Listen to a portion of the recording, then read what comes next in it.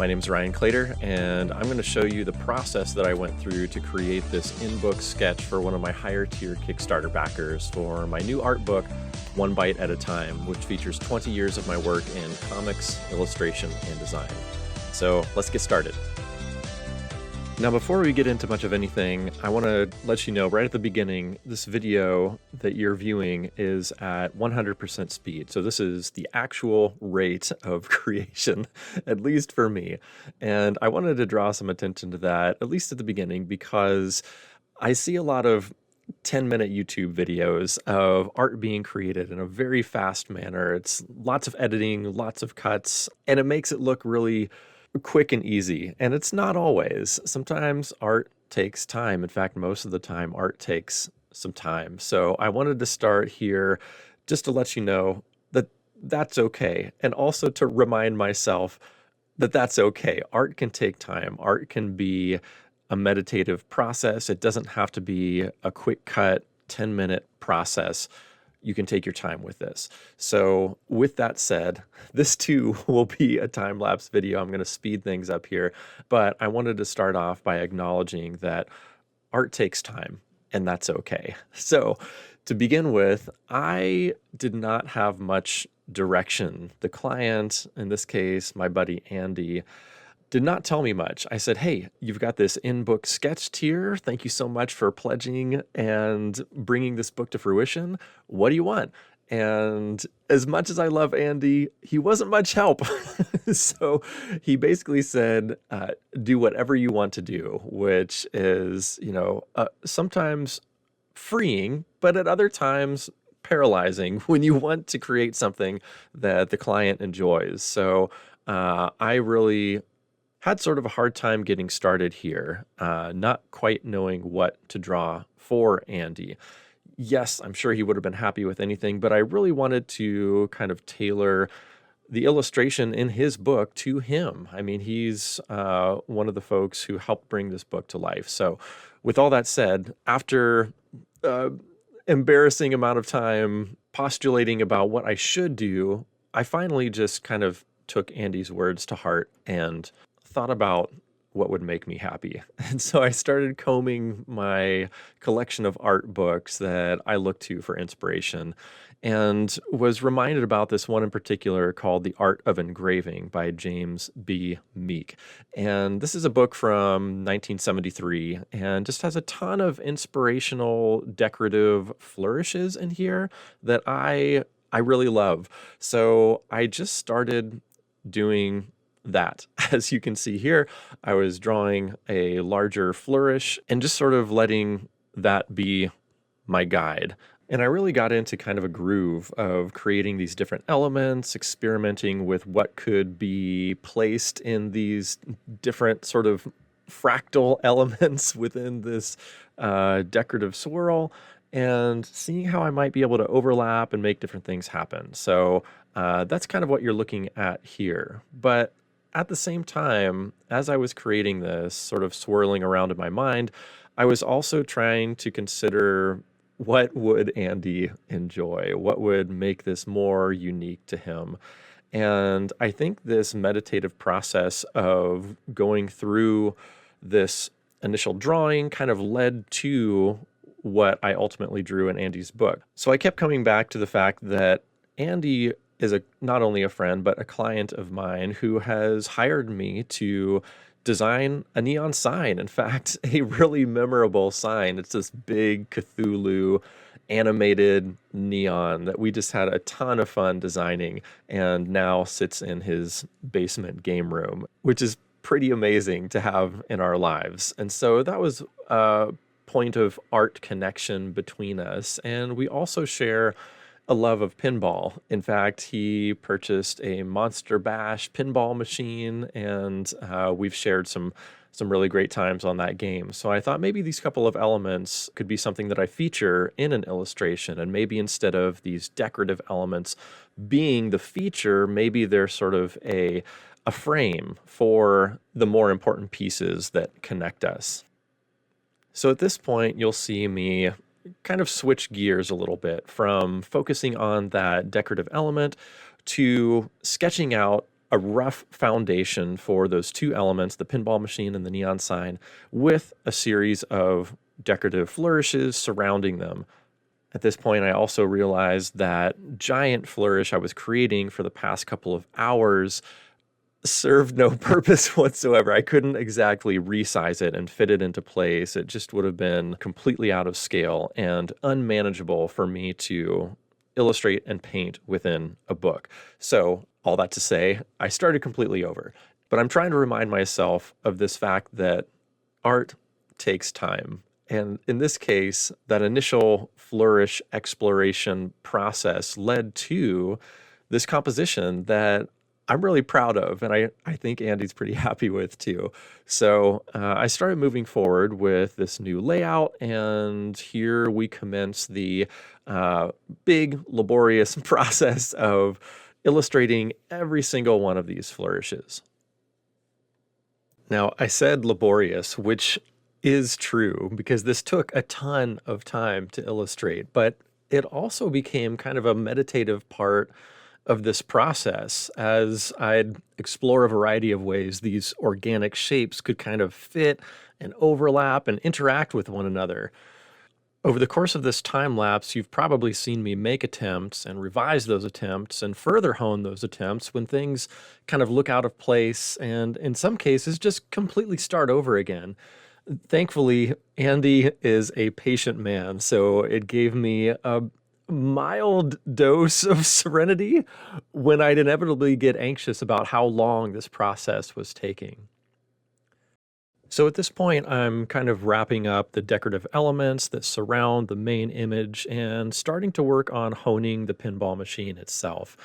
During this time, I'm not only carving out cabinet and lockdown bars, but I'm also photo referencing the game itself so I can get that just right. Something that I've not mentioned so far is the fact that I've been digitally penciling this in Clip Studio Paint. Now, eventually this gets physically illustrated and painted into an actual physical book. So I'll show you the process of how that comes to play right about now. So once the illustration was completely finished, I brought it into Photoshop, overlaid the neon design illustration on top, and then printed it out onto multiple sheets of paper, which I would then tile together into a larger piece that fit to the shape of the book. The book, when open, is 18 inches by 12 inches, and my printer does not print that large. No big deal. Tape some pieces together, and then lay it over top a piece of graphite paper or transfer paper so that then I can trace over top of the printout of my digital pencils and transfer those pencils onto the book itself in a very accurate, appropriately sized way. Now, something you may not have noticed before is that when I printed out those digital pencils, they were kind of gray. In fact, they were very deliberately light gray instead of black. That's so that when I traced over them, I could more easily see which lines I had already traced and transferred and which ones still needed to be transferred. In fact, I took it a step further and used a colored ballpoint pen so that it would really stand out and let me know, okay, here's where you've traced already. This is the stuff you've yet to do. So that's what you see me doing right here. Once the illustration is complete, you can see me pulling up those digital pencils and the image having been pushed through that transfer paper underneath. Except when everything is pulled back, it's not immediately discernible. So the next steps you'll see me taking here is to retrace the entire thing with ink. So now instead of simply graphite on the book, there's some ink to allow that image to pop so that I can see it a little better when it's time for me to paint the image. Here and there, I'll bring back that printout of the digital pencils to help me see where I am in the design. Those very faint transferred graphite lines were sometimes kind of hard to read, and so you'll see me kind of pointing at different areas of the digital printout, and that kind of helps me keep track of where I am. It was also really helpful when I started illustrating the pinball machine. And you'll see me sort of unfold this digital printout to show, okay, here's where elements land on the back box or the cabinet or a particular part of the design.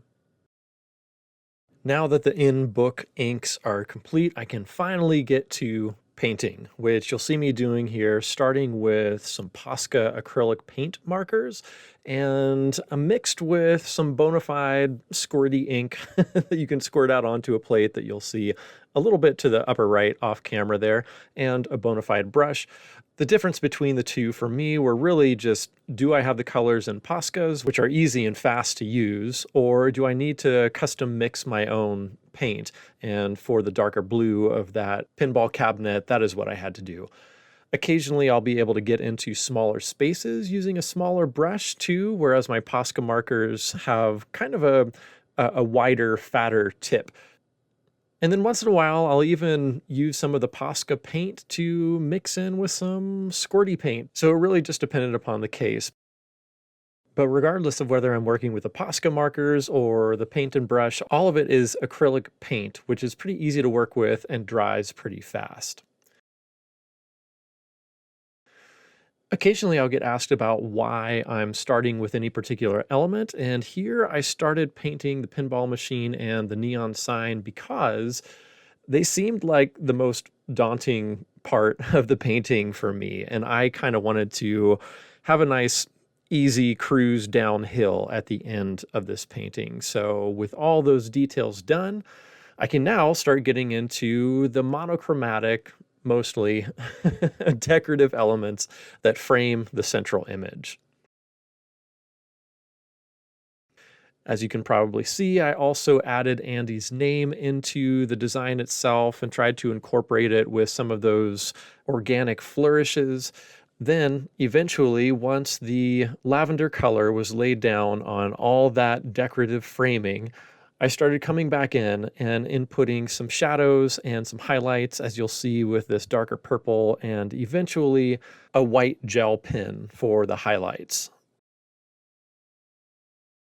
And with the painting complete, it's now time to go back in and re-ink the entire composition, which for anyone keeping track is now the fourth time I've either penciled or transferred or inked or re-inked this design, because that initial inking gets painted over and is simply not able to be seen. So everything still looks pretty blobby, especially if you start looking into some of the details of things like the pinball machine and those decorative organic flourishes.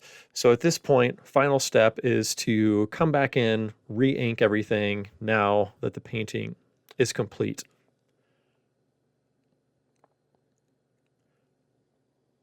You'll also see the return of the digital pencil printout, because I'm coming back in to put the final touches on the pinball machine, and there are a lot of details that I want to make sure I get right.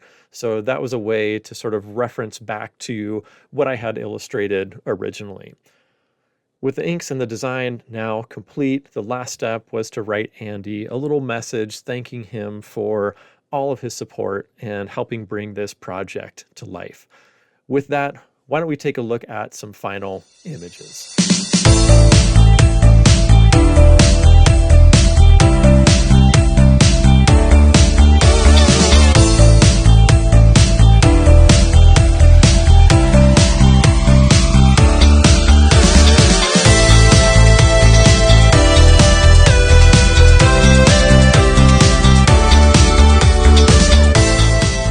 And there you have it, a walk through the process of one of the several in-book sketches that I did for a number of higher tier pledges for the Kickstarter campaign of One Bite at a Time, my brand new 20-year retrospective art book that features a bunch of my work, from comics to illustration to design, from neon signs to watches and fancy pancakes and everything in between. If this was interesting to you, I run a Patreon page where I give a lot of behind-the-scenes looks into what I do and how I do it.